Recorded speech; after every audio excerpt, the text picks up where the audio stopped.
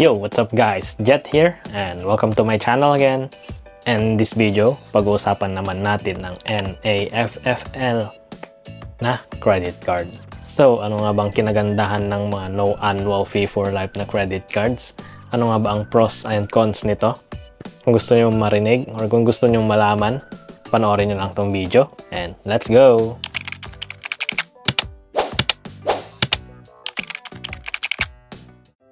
So una, terminology muna tayo guys.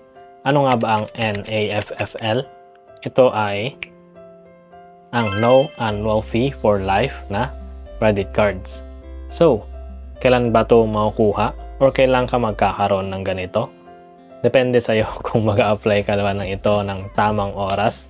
Kasi usually, meron talagang mga credit cards na nag-o-offer nito. Itong mga cards na to, meron siyang mga pros and cons. So, unahin natin yung pros nito kasi para positive tayo mauna. Yung pros nito is wala kang babayarang annual fee for life. So, meaning hindi ka na magbabayad taon-taon ng fee sa credit card mo. Kasi mga ibang card katulad nito, meron niyang annual fee na kailangan mong bayaran annually. Kasi yun yung isang kondisyon ng credit card para magamit mo ito. Meron yung mga ibang credit cards na may annual fee talaga. Katulad ng mga cards na to, kailangan mong bayaran yan annually.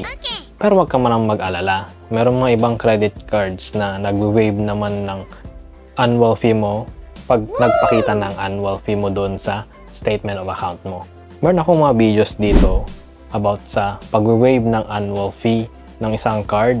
Panoorin nyo lang kung gusto nyo.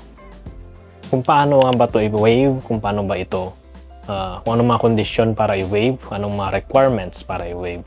Panoorin nyo na lang. So, bumalik tayo sa discussion natin ng no annual fee for life na cards. Yung mga cons naman ng mga no annual fee for life na mga credit cards, yung mga cards na meron ng agad na no annual fee for life, hindi yung mga naka-promos. Yung cons nila is, mga iba, wala silang points na nag-earn. Hindi ka nag-earn ng points mo doon sa cards na yon. Katulad nito, Metrobank na M-Free. Akala ko noon nag-earn siya ng points tulad dito sa isang video ko. Pero nalaman ko, hindi pala siya nag-earn ng points na pag nagagamit mo siya.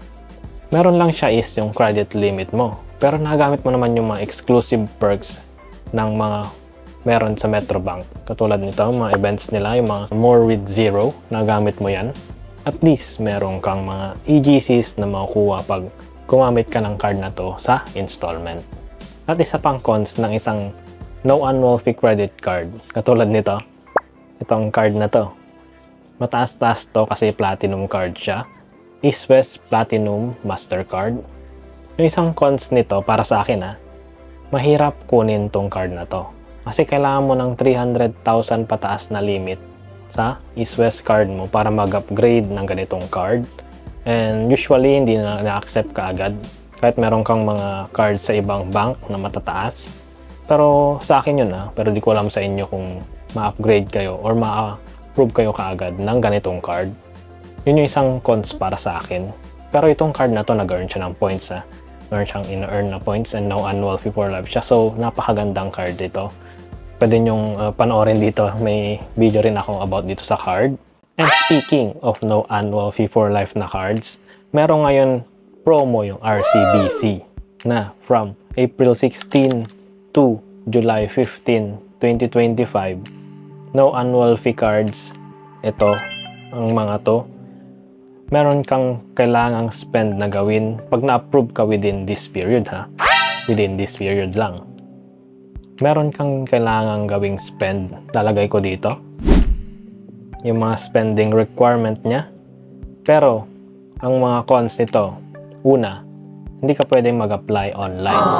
Kailangan mong pumunta sa direct booths, RCBC branches, or doon sa mga nagpapa-approve sa mall ng mga agents. Hindi ka pwedeng mag-apply online. Hindi kasali dito sa promo na to. Nakalagay rin dito kasi not included yung online. And isa pang con dito sa promo ng RCBC ngayon is for newly approved na primary card holder lang. Kung meron ka ng card sa RCBC and gusto mong magkaroon ng ganitong card pa niya, hindi ka kasali sa no annual fee for life niya. Yun yung isang con din para sa akin. which is napakadaya naman kasi ako isang RCBC RCBC na card holder, and meron akong unang card na classic, and meron siyang no annual fee for life, and merong lumabas to platinum na visa. Mag-spend ka lang ng ganitong amount within 60 days, no annual fee for life na, samantalang ikaw meron ka pang annual fee. Di ba napakadaya yun? Pero nasa sa atin na yun, diskarte din natin minsan kung mag-research muna tayo bago tayo mag-apply ng mga cards. Pero yun lang, meron mga ibang nag-a-apply ng cards na hindi nila alam, which is na-apply lang sila ng agent na pinagkuhanan nila sa mall. Kaya minsan wag muna kayong mag-apply ng mga ganon, and mga iba hindi na inactivate, so hindi ko alam kung considered yun na first card nila. Pero yun, bumalik tayo. Yung gagawin nyo is dapat mag-research muna kayo bago kayo mag-apply ng credit card, kung no annual fee for life ba talaga ito, or kung may annual fee, kung gaano ba ito kalaki, kung ano yung mga points or benefits ng card na to. Mag-research muna kayo bago kayo mag-apply, ha? Kasi responsibility natin yung pag-apply natin sa credit card. Hindi mo masabi na nag-apply ako noon, napakadaya naman, wala akong annual fee for life, pero ngayon nagkaroon.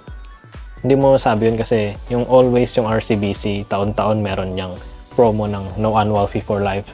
Panoorin nyo lang or mag-abang lang kayo sa website nila, or manood kayo dito sa mga videos ko about dito sa no annual fee for life ng RCBC. Meron din akong nilabas kung magkaroon sila ng promos.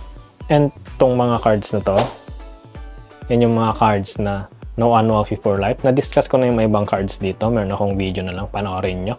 Hindi ko na i-discuss ulit, pero yun, yung discussion ko about sa no annual fee for life na cards, and sana may natutunan kayo. And kung may natutunan kayo, don't forget to like, comment, subscribe to my channel. And this is Jet Traveler.